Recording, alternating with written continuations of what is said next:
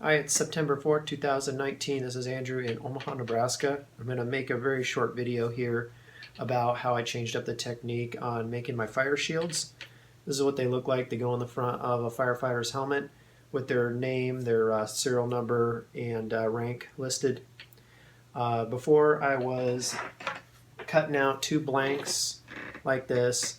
I'd prep one with the little windows cut out for the front, and then on the back I'd stamp the letters in, paint them, then glue them together, stitch them down. And the problem I kept running into is the front side would look really nice and neat and finished, and then you flip it over to the back and realize that you ran off the edge with the sewing machine on the back piece, and it's ruined the project.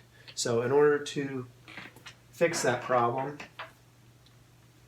instead of cutting out two blanks, I'll just cut out one and cut out a bigger piece of leather and leave it as larger than the blank there. I'll end up stamping the letters on here, then I'll just put the front side over the top, glue that down, and then I'll stitch the letters, or correction, the windows. I'll run a line of stitching around the edge of those. Any identification numbers, I'll stitch those down. And then whatever I'm going to line the back with, like this thin piece of leather here, I'll go ahead and glue that down to the back. Then run my final round of stitching around the edge here.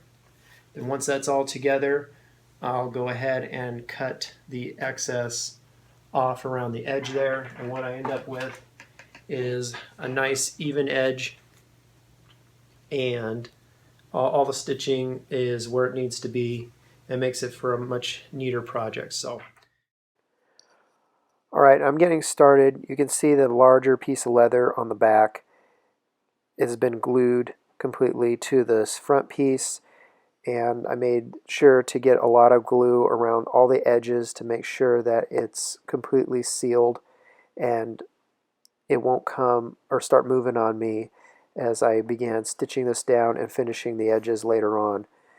This machine is really great. I was able to slow it way down to make a nice neat stitch down that center dividing piece of leather there between the rank window and the name window on the bottom. And I've sped all this up here.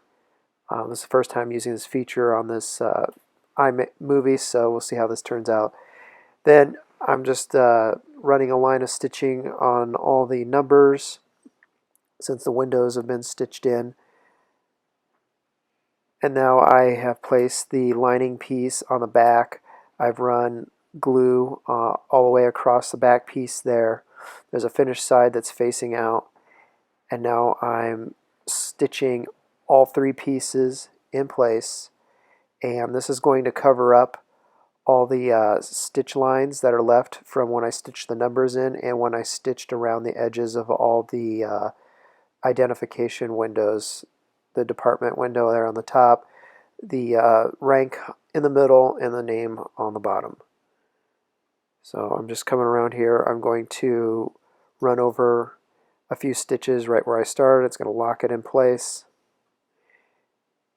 Now all the stitching's done and the piece is ready to be cut out. And there's the backing piece that I used for the liner. I've already taken a punch and punched a hole there at the bottom of this little groove that where the hook at the top of the helmet holds it in place. And I'm cutting that out. And then I got a brand new blade in my craft tool knife. I'm just going to go around the edge until it's cut out. And at the very end here you'll see that it makes for a very nice even edge. It made it really easy to go back around with the 220 sandpaper and then wet sand it with 400, and then I used a canvas cloth and a finishing stick to burnish the edges down. Then I used the Angelus black leather dye and dyed the edges and slicked them all up and made for a nice finished piece. So there it is. Thanks for watching. Andrew in Omaha, Nebraska. Have a nice day.